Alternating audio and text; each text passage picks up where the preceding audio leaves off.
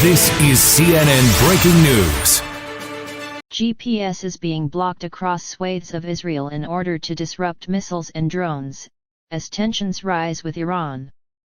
Iran has vowed to respond after a strike on its consulate building in Syria on Monday, which Israel was widely believed to be behind, killed 13 people, including a senior general. The Israel Defense Forces IDF also announced it was halting all leave for soldiers serving with combat units. It comes a day after reservists were called up to bolster air defense units. Israeli authorities seem to believe an Iranian response is imminent and could come as soon as Friday, which is Quds Day, or Jerusalem Day, the last Friday in the Muslim holy month of Ramadan. It is a day which has frequently been used to stage pro-Palestinian and anti-Israel rallies, particularly in Iran.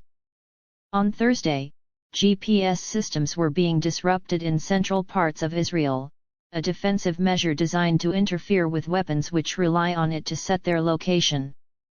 Israeli citizens reported being unable to use location-based app services in major cities like Tel Aviv and Jerusalem far from active combat zones.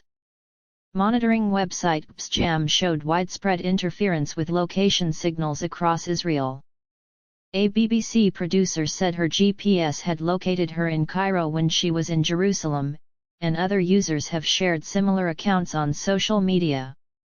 IDF spokesman Rear ADM Daniel Hagari confirmed the country is using GPS blocking, which is sometimes referred to as spoofing.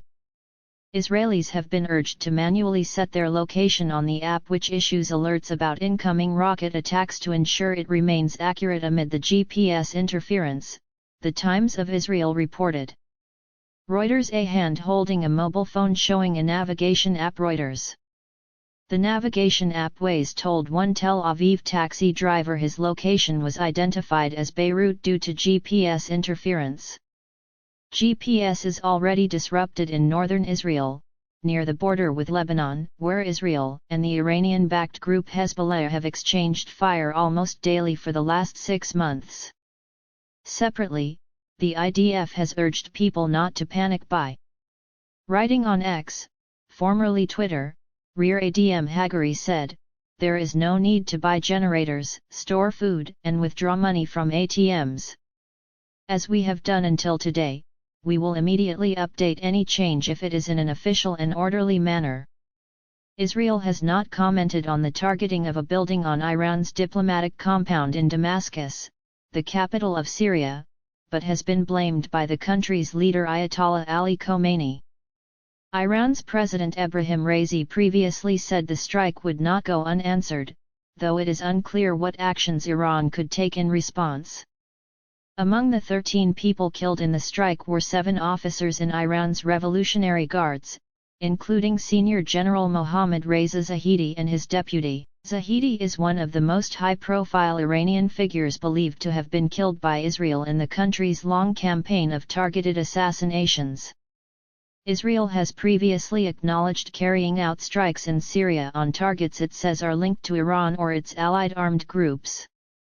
Speaking at a meeting of the Security Cabinet on Thursday, Prime Minister Benjamin Netanyahu said Israel is acting against Iran and its proxies, defensively and offensively.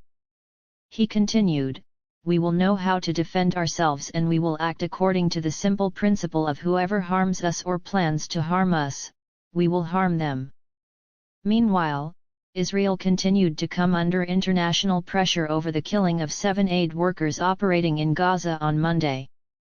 The founder of the group whose workers were killed in apparent drone strikes said they had been targeted systematically, car by car.